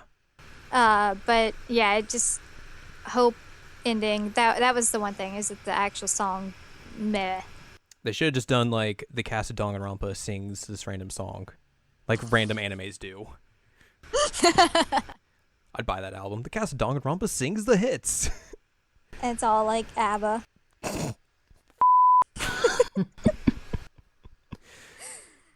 God. All right, let's talk about something fun that's gonna get everyone to hate us. Oh God. You mean they don't already hate us? That's true. Crap about Komaeda. That's very true. There was a lot of theories that were going around during the time of this airing. Like, you would go through Tumblr and be like, there'd be just every week it'd be something new that people believed that was going to be 100% true. And some of it might have been, some of it really wasn't. I think the worst was Chiaki as mastermind. That was the dumbest theory I've ever heard. Oh, I was so mad every time I saw somebody. It was like, Chiaki's the mastermind. Look, her eyes are red at the end of the Despair closing. I'm like, her eyes are kind of like that anyway, right? Oh, God. She's the mystery 13th division leader of Future Foundation. It's like, no, dog, she's dead. Yeah, they're like, why would they send Hina as the 13th representative and not have a branch head? That branch head must come into play sometime. I'm like, maybe. I mean, hear me out. Maybe they just wanted Hina to be in the show. Yeah. Also, maybe Naegi just requested her. I mean, if I were on trial, I would request somebody that survived with me in a killing game. Yeah. It's like, yo, I want some of my friends here to be like alongside for like moral support and all that stuff. And I mean, it seems like Hagakure was supposed to be there technically, but he just didn't make it. That's just the story of Hagakure. That's true. Hagakure. Oh man, that poor child. His like 3 million yen crystal ball he breaks. R.I.P. Rip. There was the there was the photo going around at the very beginning of the pixelated versions of all the characters in future. Like, oh, if this character's stepping to the right, that means they die from the attacker. If they're stepping to the left, they just die randomly. Code. Yeah. And then, if people are walking towards you, they're fine. And then Tengen's walking away. He's the mastermind. Which kind of true. Wasn't that far off. Yeah. But I think like a lot of like the other parts of that got disproven real quickly, especially with Hina dying and then coming back to life. Yep. Because she was like the first one everyone was like, oh, she's stepping to the right. She obviously dies from the attacker. And then like the next episode was like, oh, that doesn't happen. Right. And then I think like Naegi was obviously fine. I think Munakata was like one of the ones that were fine. Then Kirigiri I think was also one of the ones that were fine. So. And the robot was one that was fine. Oh well. That was a fun theory. She got cut in half. So. Yeah, it was a fun kind of theory. Like, oh, maybe this is how it was. But like, you really think they're gonna like show their hand that quickly in like the second episode or first or second episode? Like, give them a little bit more credit than that. Well, and actually, it got even more in depth than that because people were looking at the people who technically survived in that picture and seeing which foot they were stepping with. Yeah. Because, like, Naegi and Kirigiri and all were stepping on one foot, and then Munakata was stepping with a different foot. And they're like, oh, that must mean something. Like, maybe it was just when they got the screen. I don't know. That's true. It was an interesting theory, and I stuck with that picture for a while, looking at it to see, like, what added up and what didn't. And, I mean, it was pretty close, but Hina definitely threw it off. Yeah. I would like to see these people who were freaking out about that photo, like try and dissect the Beatles Abbey Road cover art. They would love that. What else was some of like the weird theories? Because obviously, like the photo was one, Chiaki Mastermind was another. Obviously, one that came to be was robot, who wasn't a robot. People thought it was Monica. Yeah. But they thought that she was actually Monica. They didn't realize that Monica was controlling her. Right. So that theory was actually kind of spot on, but in a weird way. And then also people just thought she was going to be the mastermind anyways and come back, but she just like noped out. Right. She just farted and went to space. So. Can you really blame her? Give the girl some credit. Yeah. It's like, yo, you love Junko and Ashima enough that you want to like take over an entire city, and then afterwards you're just like, I just need to get away. Like, I'm done with this. I'm gonna go. She blames it on Komaeda, and I'm like, yeah, okay, that makes sense. I probably would nope out too. I would nope out to space as soon as that guy came anywhere near me. I mean, technically, he does save her at the end of Ultra Despair Girls. I know he does. But like as well, it's like, yeah, I would nope out to space as well, just to be like, Yeah. I don't want to be involved with you anymore. Now that I'm thinking, it's like I can't really think of any like other crazy theories. We had our theories as well. Like we were obviously like on the Chisa's shadiest bandwagon from like day one. Right. I mean, my theory, my running theory was that Chisa was the mastermind. Mm-hmm. It sort of worked out that way, but she was tiered. Yeah. She was so shady, and you know, with her showing up in despair, we knew she had to be important, and with her falling into despair and then like murdering kindergartners, like, oh right. yeah, ooh, it got real dicey, and so that was my running theory, was that Chisa was involved, and it seemed to be really confirmed to me when the video was the way that people committed suicide. Mm-hmm. It made the most sense to me, but again, it was sort of confirmed, but it was also more in depth than just Chisa is the mastermind. But that was my running theory, and yours as well. Yeah. And we just had like a lot of like just back and forth after like each episode being like, well, maybe they'll go in this direction or this little clue right here and this one still photograph. Like, that's a big thing, right?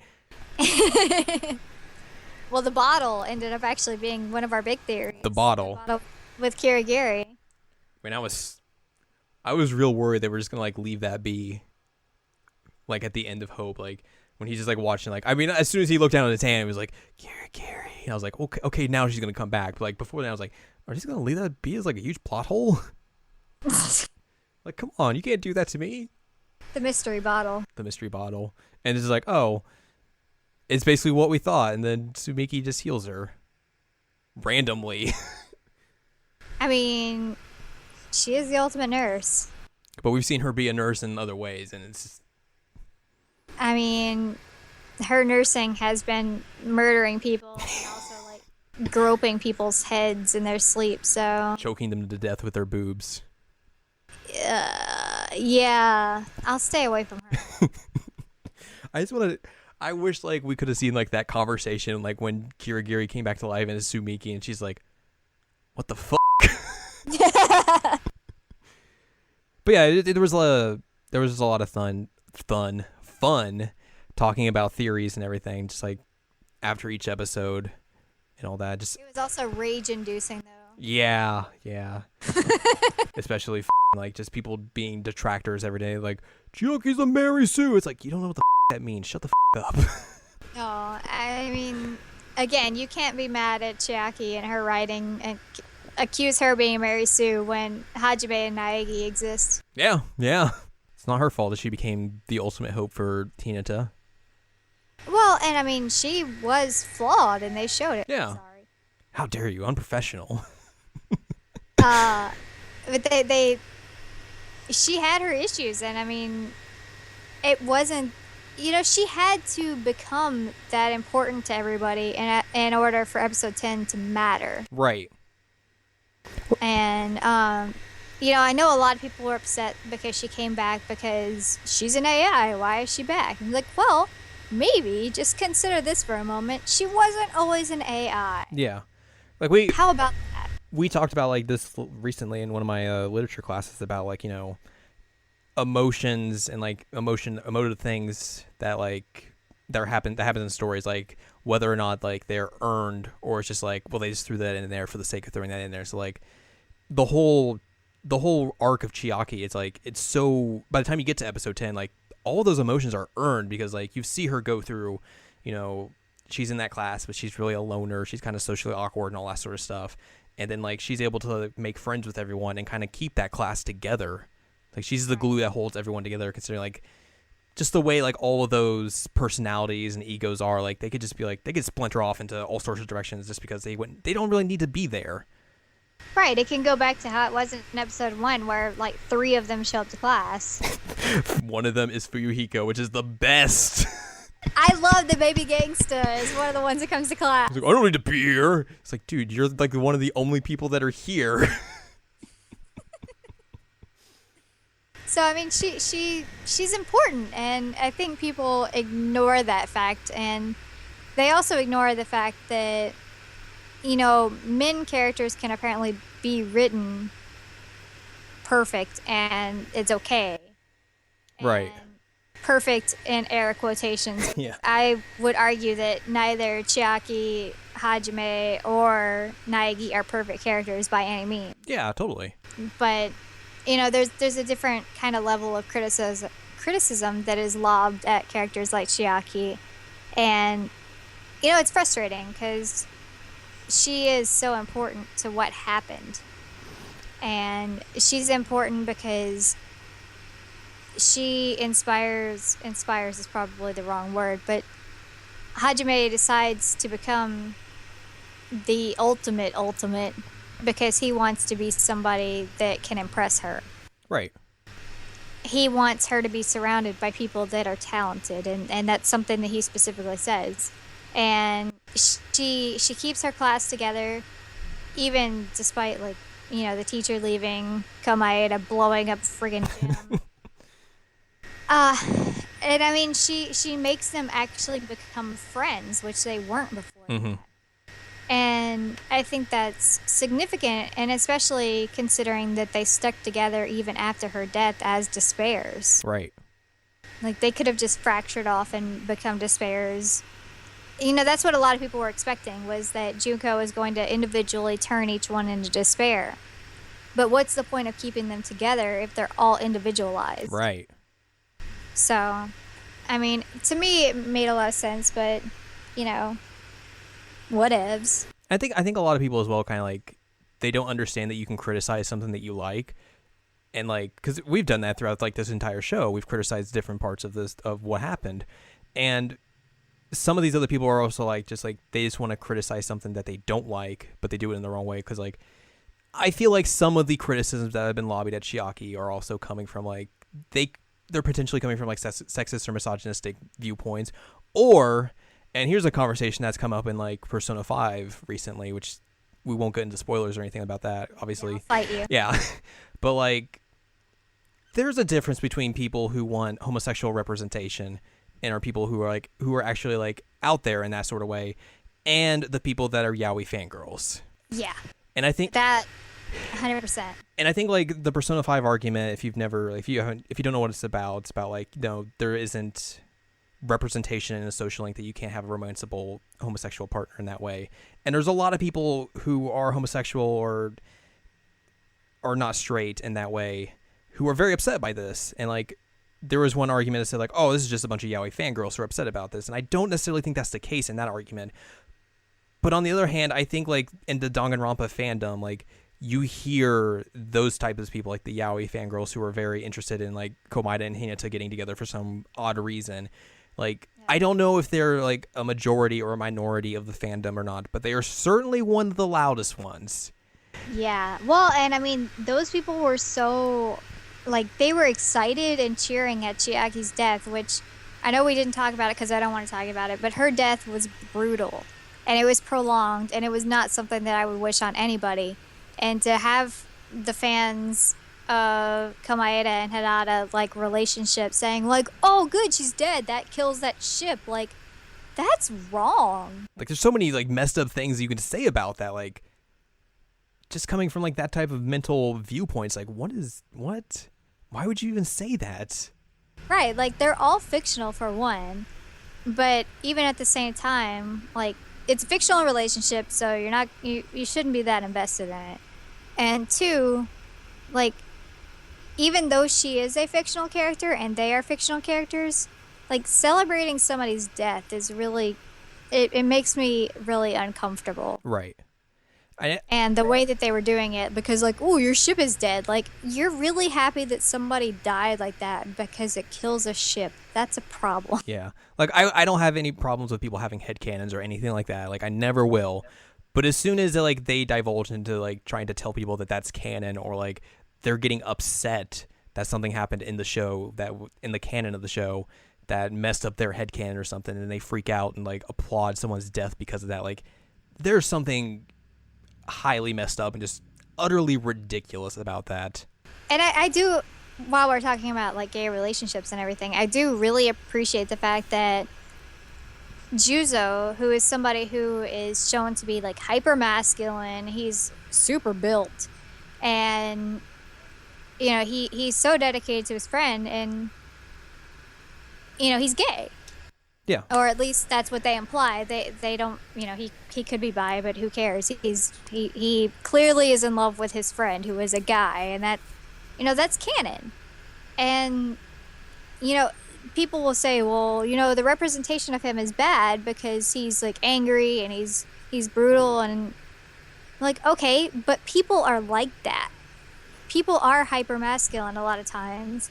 And sometimes it is to make up for those feelings of negativity towards themselves. So, in my opinion, I was really very happy with the fact that not only did they confirm that Juzo is gay, but they made him a character that could be potentially like a kind of social commentary on the whole instance of like staying in the closet. It was really well done. Right. Like the conversations about fragile and toxic masculinity or for another podcast, basically. But like, I thought the way like they showed his representation was pretty good, because like, I know like they give Junko the way of kind of like trying to make fun of him for it, but like, she's the villain of the show. Like, she's going to do that, and like they don't like make it like a huge like point, I guess, like, they don't make like a sticking point about his character being like, oh, he's gay, blah blah blah. It's like, he has feelings for his friend, and then they just move on. Like, it's just like, okay, that's normal, that's fine, whatever. And like the way he gets upset about it is because like the way she manipulates him and uses that against him. He's like, well, I can't really do anything about this. So I mean, I think that people need to keep in mind what is canon, what's not canon, and what really is an acceptable thing for you to I guess. It's not really acceptable for you to celebrate people's deaths in general, especially if they did nothing wrong. Right. But also, guys, it's fiction. Yeah. If you're invested that much, like, ooh. It's like before like everything, like, you always heard the rumblings. They're like, oh man, the Danganronpa fandom is. Yeah. I blame you. I got into. I know, like, but I've been there since like I played Danganronpa 1 via a fan translation of the PSP game. And that was like in 2013, but like I never really saw like that fandom, because I guess I kind of came in a little bit later. I never really saw that fandom be like that crazy and shitty. I guess crazy maybe not the most poignant word for that, but like I just never saw them being like that problematic. But maybe it's because like I kind of viewed it from a distance as well. So like every time like the new games came out like in English, like DR1, DR2, another episode, like I never saw any like the stuff we saw with 3, and then with 3 is just like the floodgates open. I was like, oh, that's what everyone meant. Yeah, it's embarrassing. I'll be honest with you. Like I've been playing video games my entire life, and I don't think I've ever quite seen it to this level. And we've seen like people in like Persona fandom like have some crazy arguments. It's like, they don't match this. Speaking of games, there was one question like I kind of thought throughout through the show, because like they specifically made this an anime, I guess, kind of like to split up the two arcs. Yeah. And with that, you get kind of like a set time, like just 24 episodes. You have to get through all of your story. And ever since then, I've kind of wondered, should they have made this like another game, like a novel, or maybe just something else entirely? No. That's all right. Moving on. No, I will definitively tell you, no, they should not. If you think about how the games have worked previously, there's always been kind of like a free time mode. There's been like the trial mode. I did this wrong order, but there's an investigation mode. Yeah. It wouldn't have worked. I mean, there's no gameplay in any of what they showed in the anime. There's nothing. There's nothing that they could have done to make it a game. It would have just been like a visual novel at that point. Right, it would have been a visual novel, but I mean, even if you're looking at visual novel styles like 999 and VLR, things like that, Virtue's Last Reward, there's still like puzzles to figure out, and there's still like a mystery. And while there is a big mystery, there's no actual elements that could have made a gameplay in this. I don't think that any other format would have worked. Yeah, I would agree with you on that, because like Danganronpa, I mean, it's still a visual novel, like all those games are, but they have like some gameplay mechanics wrapped in there. It's like, you get to move around, you get to go do stuff and all that sort of stuff. With this though, like you're not really solving murders. Like Kirigiri goes and does that. That's just her own thing. And there's so much different character viewpoints that you would just be jumping from character to character to character to character to character to character that it wouldn't be so convoluted. Yeah. And like, especially with how like this is split up, like what you just have like one little chapter that's future and then you just go straight into despair. Like, I don't think that would really work in a game. Mm-hmm. And then also if it was a novel, it would probably be poorly written, like Danganronpa 0. So we don't want that. No, the less zero, the better. And it couldn't be a movie. Not enough time for that. Yeah, I mean, I just think that the format they chose is the best way they could have gone about it. And, like, while there are some points where I'm like, yeah, I wish they had gone into this more, overall, I'm extremely satisfied with what I came away feeling from it. Yeah. I would agree with that entirely. As weird as it sounds, like, I know, like, when I first watched the first Danganronpa anime of the first game, like I was kind of critical of it because like it felt real quick and forced, because like Right. you never got like the free time stuff and all that stuff. But it's because you really couldn't implement that into the anime. Right. And just I think that was kind of one of my worries going into this, is that criticism would be carried over into this, but like it's a different thing entirely. And like I think the way they handled it is like it's the best possible option that they have to handle all this, and they did it in the best possible way that they could do it. I completely agree. I think that it was a very big success in my eyes. I'm happy with how it ended. I'm happy with how it went. And I feel satisfied with the end of Hope's Peak. Yeah. You know, I don't really have any kind of want or need to like have anything else filled in. It's a good bow of the package. And basically, I guess like the only thing is like, oh, well, I wonder what happens to all these characters afterwards. But it's like, you kind of like, it's just like, hey, you're fill in the blank. You get to, that's your idea now. I mean, in my brain, everybody's happy. Yeah. Everybody remains happy. That's. Please let these children be happy. And in other people's brains, it's just everyone got brainwashed. Yeah. Oh, we didn't even talk about that in the theory. That's why I just remembered it. It was like, oh yeah, the brainwash theory. The theory that Hope arc is just the brainwash video.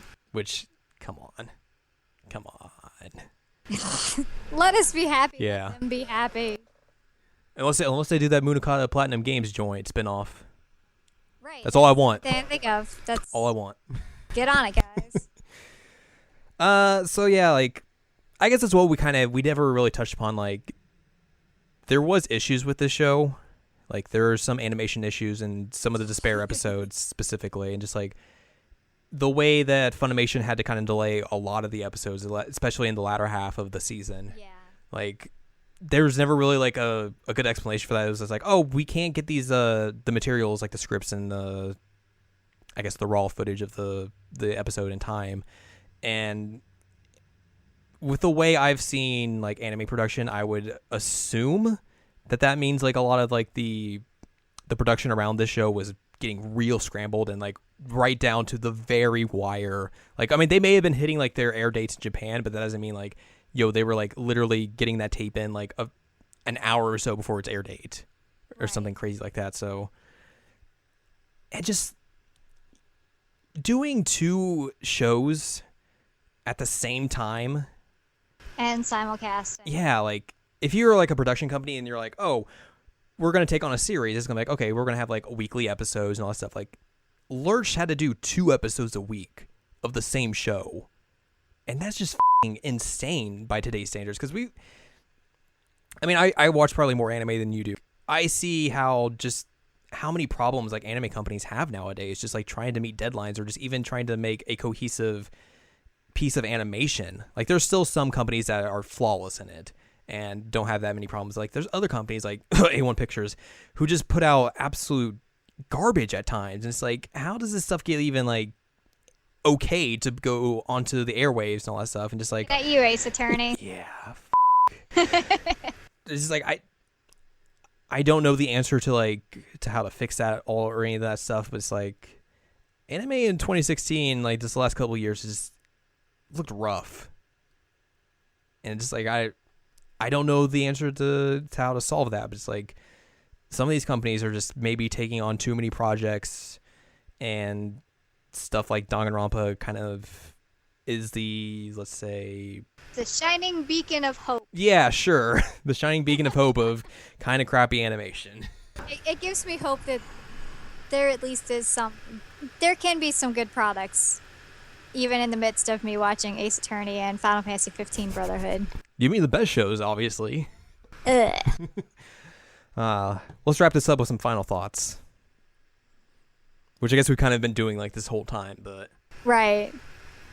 I mean, again, I really, it had issues, obviously, but I feel like it was a really good conclusive ending to this entire thing. The 0, 1, 2, another episode, like it wraps it all up in a nice shiny bow, and sometimes it's pink bloody, but Uh, it was a good ending. It made me feel good. I'm sorry that everybody died along the way to make me feel good. Oops. But, it ended in a way that I feel okay coming away from it. Yeah. I would completely agree with that. Like, I don't really see another ending, being as definitive as this to wrap up this entire storyline that they've gone, like, 3 games, a novel, and then this entire anime season just to do, like, unless they just killed everyone off. Yeah, it did. That would be the only other definitive ending that they could do, like, oh, everyone's dead. Hope Speak Academy's over. Later. Yeah. And that, I don't think that would be as satisfying to me. Like, you could go, I mean, everybody dies. That's just how this series works. People die. Yeah. Unless you're in another episode, and then you don't.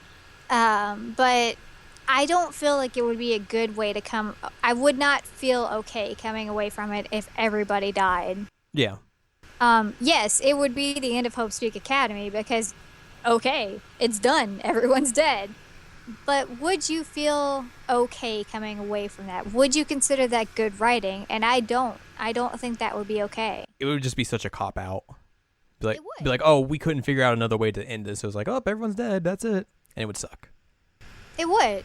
I mean, this series made me cry enough as it is. Don't make me cry more. I feel like... Go ahead. They gave me episode 10. That's true. Despair. That's true. And they tried to make me think they killed Hina in episode 2 of Future, so they need to give me some good feelings. I think like the only thing like they could even do out of this ending is like, well, what's the Future Foundation going to do for the Remnants of Despair now that they think that they did all this stuff? But like even that's just like, that could just be a weird side story or something, and like, or if the Future Foundation's even going to exist past this. Right, and honestly, like, this sounds terrible, but I don't even really care. Like, I just want them to go on their island and be happy. Like, yeah. Yeah. I understand they really, really messed up because they were remnants of despair. They were brainwashed, etc. But, I mean, what do they want to do? Just go and kill them all? Like, what satisfaction comes from that? I mean, you saw people get satisfaction out of Chiaki dying. I'm sure some of them would be like, oh, yay, we killed them all. But yeah, like, it was a satisfying way to end this entire storyline of this franchise. Like, I completely 100% agree. I feel great coming away from this. Same. Final thought. Kirigiri Cross Ramen still the OTP of all of our generation. You should post that picture up of Cup Ramen Kirigiri. Kirigiri fall in love. Kirigiri fall in love. No one's gonna understand that. No, they won't. And I'm okay with that. Whatevs. If I could have got the rights to that song, that would have been the opening for this episode. It should have been. It should have been. I don't have like thousands of dollars to get the rights to that song for 30 seconds. For one podcast. Yeah. Yeah, that's gonna do it for this episode of the Seasonal Anime Checkup OVA supplemental podcast just about Danganronpa 3, the end of Hope's Peak Academy.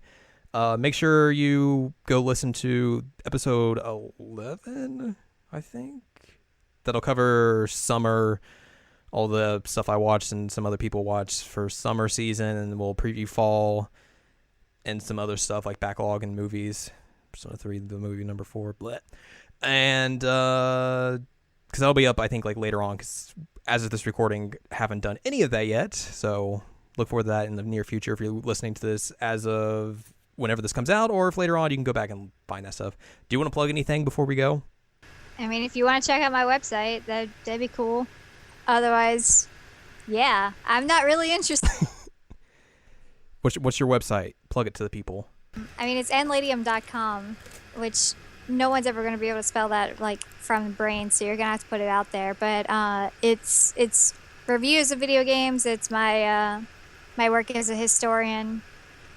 I am a dual person, I guess. I'm a gamer and I'm a video game historian. So you have my academic side and you have my play side. So you get both there if you are interested in finding out who the heck this random person is on this podcast. I think that's well said. I like it. You can head over to seasonalanimecheckup.com for more information, or the new shorthand link, sac.cool. Oh, God. Hey, 8 keystrokes is a lot better than like 24, in my opinion. I guess I should come up with a better one because no one's going to be able to spell Anne Ladyem. It should be like lady.cool. Ladyem.cool. Lady M for my mech fighting. Yeah. That's where you'll find columns about anime, reviews of video games, and also that's the exclusive home of this podcast. And it's also going to be up on iTunes as soon as I publish this, because it won't be right away. Because iTunes publishing is weird. And you can find other ways to get a hold of me on the website, or you can email me, jared@seasonalanimecheckup.com. That's going to do it for this episode. We'll be back spontaneously, randomly, throughout some point in time, because that's just the way this podcast is going to go. Basically, if there's a show that needs to be talked about in a longer format, there's big news that needs to be talked about in a longer format, or just something that comes to mind. I'm like, yo, let's talk about it in the podcast. It's not every quarter. That's where this podcast will be. So thanks for listening. Hope you enjoyed. And I'll see you next time on the Seasonal Anime Checkup OVA.